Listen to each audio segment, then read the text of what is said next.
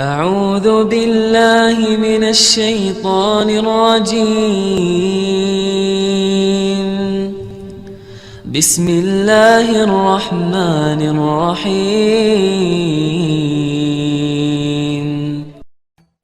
Saudara-saudara dan mati Allah, kemarin saya janji mau bercerita tentang seorang sahabat saya yang dapat berkah karena dia ngegeber sholat malam 40 malam. Ustaz, emang ada dalilnya tuh? Kita nggak usah ngomong dalil dulu lah, dengerin dulu nih cerita. Jadi sahabat saya ini, ya sebut saya begitu, namanya Yusuf. Dia nggak punya kerjaan, gitu. Nggak ada kerjaannya. Lulus SMA, SMK gitu, dia nganggur 2 tahun. Dan dia merasa dia begitu tuh karena pernah menolak kerjaan. Jadi ketika dapat kerjaan jadi kasir, dia menolak. Dia pikir, masa gua kasir sih? Abis itu mati lampu gitu, nggak kerja-kerja. 2 tahun dia berjalan. Di 2 tahun itu kemudian di tahun kedua itu dia ketemu sama seorang guru. Dia bilang, coba sholat malam 40 malam turut, insya Allah berubah hidup. Tidak gitu. Mendengar itu karena dia emang lagi butuh, dia geber tuh sholat malam.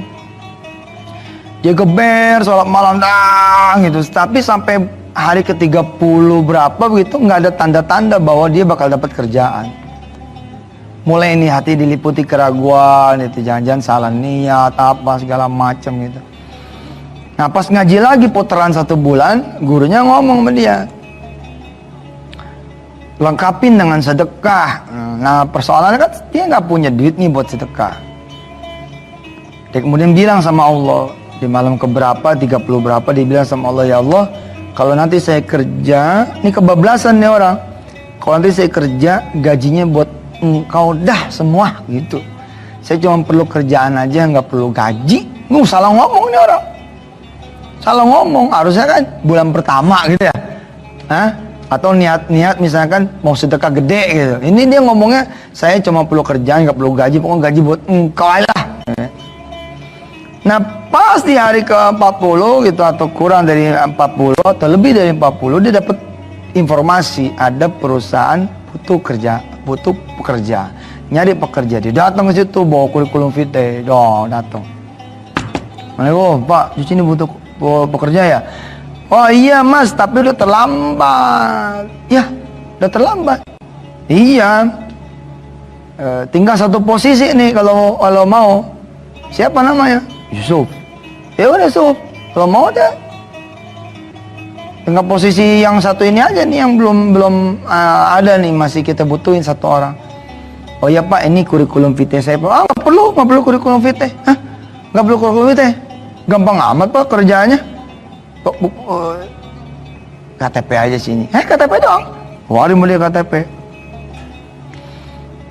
Dia nanya, Pak, posisi center di mana Pak kalau cuma pakai KTP doang? Kata si orang ini, posisi kamu bisa di lantai 3, bisa di lantai 2, bisa di lantai 1. Kadang-kadang bisa di dalam, dan kadang bisa di luar. Pokoknya di mana aja yang kotor, itu tempat kamu. Lah, berarti si OB dong Pak. Ada masalah dengan kamu dengan OB? Dia inget tuh 2 tahun yang lalu dia nolak kerjaan jadi kasir. Wah akhirnya dia bilang, ya apa-apa dah, jadi OB dah, yang penting kerja gitu. Nah di situ dia mengisapkan dirinya. Dia bilang perjalanan sholat malamnya mengantarkan dia pada bekerja. Dia yang salah, kenapa tidak minta sama Allah kerja yang enak, kerja yang gajinya jutaan, kerja yang kemudian posisi langsung bagus. Jadi dia bilang, saya mintain cuman kerja, ya ini dapat. Akhirnya itu dijadikan terminal. Sholat malamnya yang mestinya berhenti di malam 40 itu ditembusin lagi sholat, pengen naik derajat lebih tinggi lagi. Dan memang Allah kemudian menjamin kita semua kan. Nah ini dia jaminan tambahan ya. Dan hari ini pemirsa menjadi hari terakhir kita ngomong bab jaminan. Aqimis sholata lidulukis syamsi ila ghasaqil laili wa qur'anal fajr inna qur'anal fajri kana mashhuda wa minal laili fatahajjad bihi. Nah ini dia. Kalau udah beres sholatnya tuh, subuh, zuhur, asar, maghrib, isya, atau sekalian beresin sholat wajibnya, tambahin supaya jaminan tambahan, tambahin apa? Tambahin dengan tahajud. Fatahajjat bihi nafilatan laka asa ayyab'atsaka rabbuka maqamam mahmuda. Nah, sholat tahajud 40 yang pertama itu mengantar dia dapat kerjaan. Walaupun OB, maaf ya, tidak ada walaupun sebenarnya. Dapat kerjaan OB. Dia tembusin lagi nih 40 yang kedua dan seterusnya, dia jadiin pakaian tuh sholat malam. Dijadiin pakaian sama dia sholat malam. Begitu kerja dapat 20 sekian hari, menjelang dapat 30 hari turun gaji. Orang lain pada senang dapat gaji, dia gemeter. Gemeter dia pada saat terima gaji itu. Ingat janji dia sama Allah. Kan janji dia sama Allah apa ya? Cuman butuh kerjaan, nggak butuh gaji. Gajinya buat Allah aja. Wah, dalam satu kesempatan ini cerita ya, ketemu dengan saya, beliau bilang, aduh, aneh itu antara sedih dan senang nih nerima gaji. Sedihnya ya udah kerja sebulan gitu, tapi masa jadi buat orang lain sih ya. Tapi akhirnya ya udahlah, saya pilih orang pertama yang saya kasih gaji saya utuh adalah ibu saya. Pinter nih dia, saya jangan janjian aja tiap bulan buat ibunya. Terus janjian, Bu, saya kan punya janji buat Allah, ini buat ibu, ibu pulangin. Jangan begitu, itu namanya lu curang, kong kali kong namanya. Dia serahkan ke ibunya tuh gaji. Nah, kalau mau dapat jaminan tambahan lebih hebat lagi selain tahajud apa? Ini sedekah, kompletin. Wajibnya beresin sama ente, tahajud geber-geberan, duha geber-geberan, sempurnakan sama sedekah. Nah, orang ini sempurna nih. Dikasih ke emaknya waktu itu dengan lembur segala macam 400.000. Dibilanglah sama ibunya, Mak, ini gajian saya.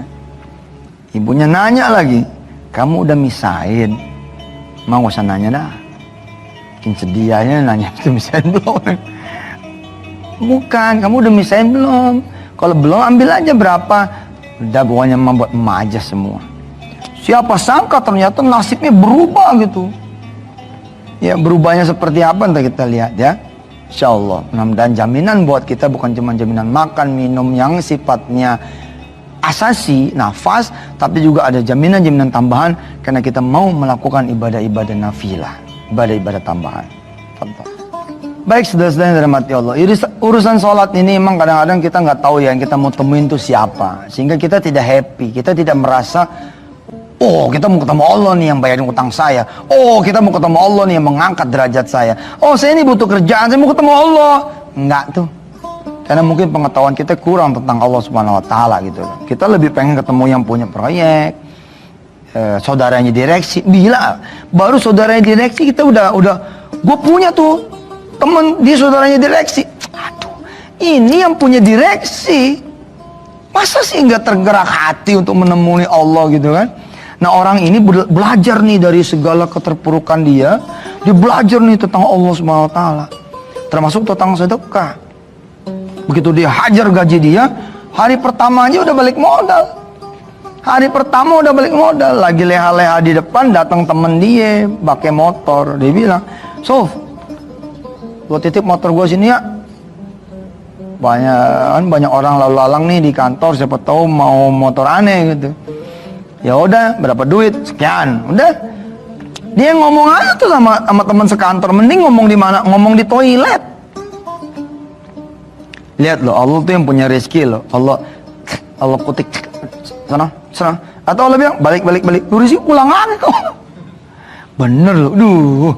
Kita tuh suka nggak melek loh, Allah tuh yang punya rezeki. Nih orang nih ngomong di toilet Ji, sambil begini, sambil berdiri gitu. Pak, ada yang jual motor tuh, Pak. Mana gitu. Oh, di depan. Terapaan. Kayaknya kayak nggak peduli gitu loh. Tapi hari itu dieksekusi.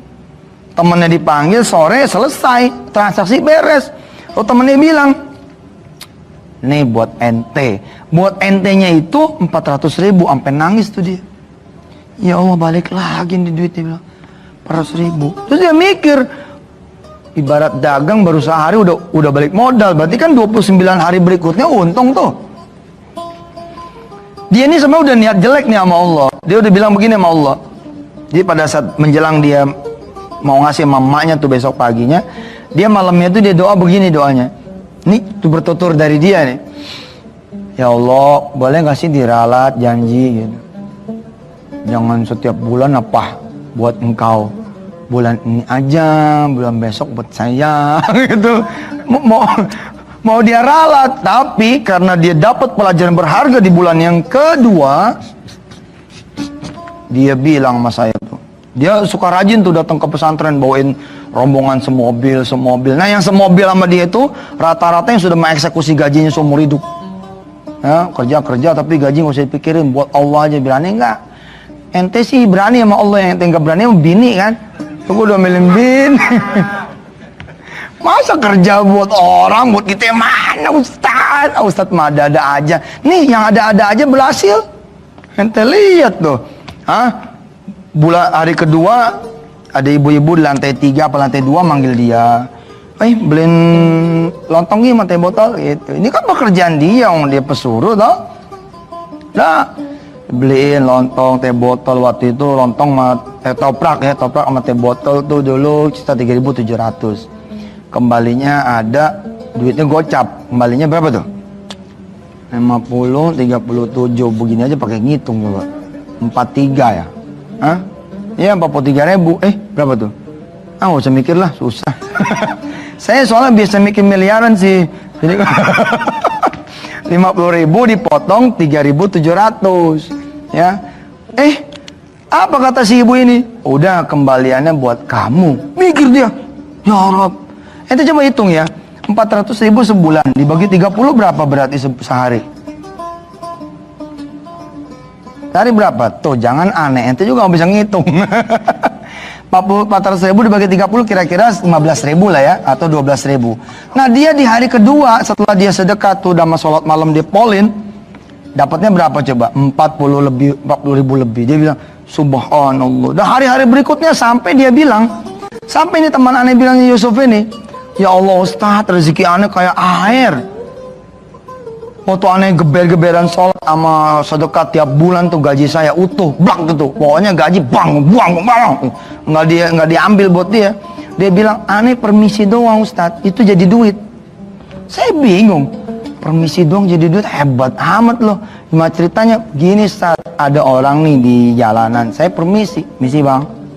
Dipanggil sama tuh orang, sini.